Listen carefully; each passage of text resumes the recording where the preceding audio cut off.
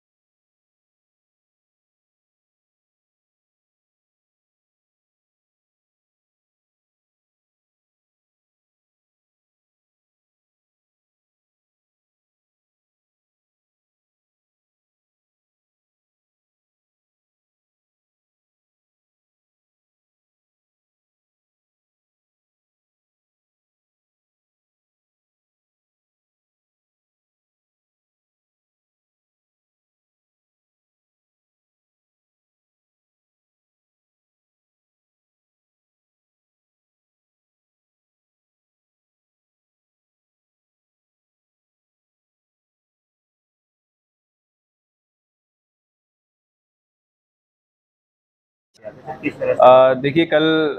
माननीय मुख्यमंत्री जी द्वारा पूरे प्रदेश के सभी वरिष्ठ प्रशासनिक अधिकारियों के साथ में मीटिंग की गई थी, और जिसमें निर्देशित किया गया था कि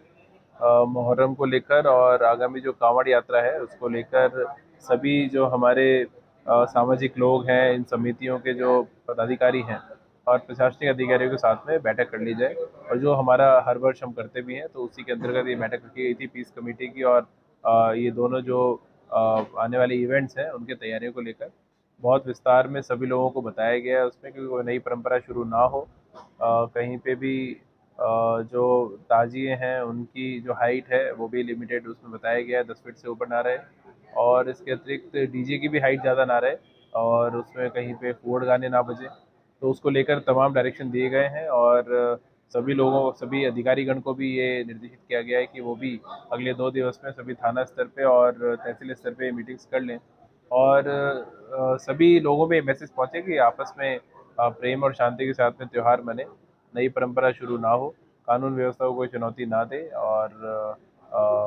एक जो कानूनी जो व्यवस्थाएं हैं और जो सरकारी निर्देश है उसके अंतर्गत ही सारी व्यवस्थाएं सुनिश्चित हों। जनपद जौनपुर में आज शांति समिति की बैठक की गई थी, जिसका मेन पर्पस जो आगामी त्यौहार है, जिसमें मुख्य रूप से मुहर्रम का, अभी आने वाली जगन्नाथ रथ यात्रा का, और आगे कांवड़ यात्रा जो श्रावण मास में है, उस संबंधी जो डिस्कशन है वो किया गया था। पूर्व में जहाँ कहीं भी कोई तनाव रहा है, कोई विवाद हुआ है, कोई मुकदमा दर्ज हुआ है, उन सभी के संबंध में सभी को हिदायत दी गई है। सभी से ये जानकारी करने का प्रयास किया गया कि कहाँ पे किसी तरह की व्यवस्था में कुछ कमी हो, जहाँ पे किए जाने की आवश्यकता हो, कहाँ पे एहतियात रखने की आवश्यकता हो, तो वो सभी जानकारियाँ लेकर के शेयर किया गया है। और सभी को ये आश्वस्त किया गया है कि पूर्ण रूप से सुरक्षित एटमॉस्फेयर में सभी के साथ समन्वय बिठाते हुए इन सभी जो पर्व हैं, जो हमारे अवसर हैं, उनको आयोजित किया जाएगा, और लोगों को ये एहसास दिलाया जाएगा कि वो पूरी तरह से लॉ एंड ऑर्डर इंटैक्ट है, सुरक्षित एटमॉस्फेयर में वो इस चीज़ को ऑर्गेनाइज कर सकते हैं। कांवड़ शिविरों के संबंध में ये बताया गया है कि वहाँ पे जो लापरवाहियों की वजह से कुछ घटनाएं होती हैं, वो लापरवाहियाँ ना रहें। जैसे कि बिजली की व्यवस्था के संबंध में बताया गया कि बिजली के तार को खुला ना छोड़ा जाए, वहाँ पे रोशनी का प्रॉपर प्रबंध किया जाए, सीसीटीवी कैमरास लगाए जाएं, ताकि जो भी वहाँ पे इवेंट्स हो वो सारे रिकॉर्डेड रहें, उसके सीसीटीवी कैमरा की निगरानी में रहें। इसके अलावा जो पुलिस पेट्रोलिंग के संबंध में है, या जहाँ पे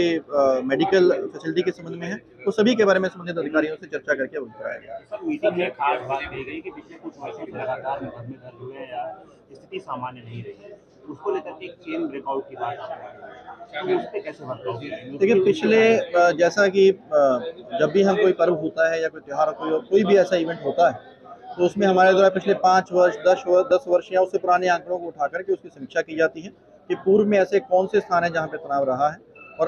इस बार उसकी व्यवस्था इस तरह से कर ली जाए कि दोबारा वहाँ पे कोई घटना की पुनरावृत्ति ना हो। इसीलिए ये बताया गया कि हर बार जैसे कहीं ना कहीं कोई नारा लगाने को लेकर के, कोई टिप्पणी करने को लेकर, कोई अभद्रता को लेकर के विवाद होता रहा है, तो हमारा प्रयास ये है कि जनपद में पूरी कुशलता रहे और एक भी विवाद ऐसा सामने ना आए। जनपद में नया कानून लागू हुआ है, जनपद कहाँ ऐसा हुआ है कि जो नया बीएनएस कानून से जो है मुकदमा दर्ज हुआ है? देखिए जो कानून गवर्नमेंट के द्वारा लागू किए गए हैं, शासन के द्वारा उनको पूरी प्रतिबद्धता के साथ में उसको एग्जीक्यूट किया जा रहा है। अभी जो भी कंप्लेंट्स दर्ज होंगी वो नए कानून के तहत होंगी। जैसे कि अभी शाहगंज में एक कंप्लेंट अभी प्राप्त हुई है तो वो दर्ज की जा रही है, तो वो उसकी एफआईआर की कॉपी आपसे शेयर की जाएगी।